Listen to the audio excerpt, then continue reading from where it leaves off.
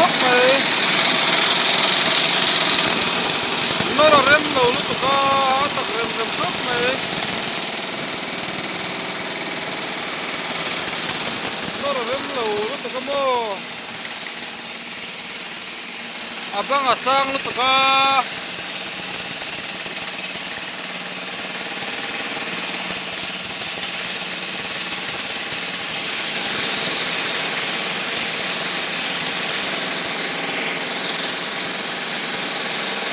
sang nó tập nó lại thế đâu nhé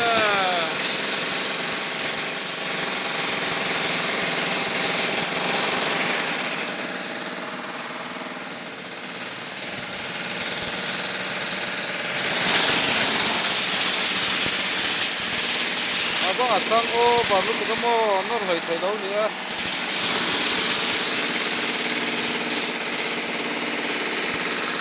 nó tu đâu mà cho ăn dấu thầy thôi bạn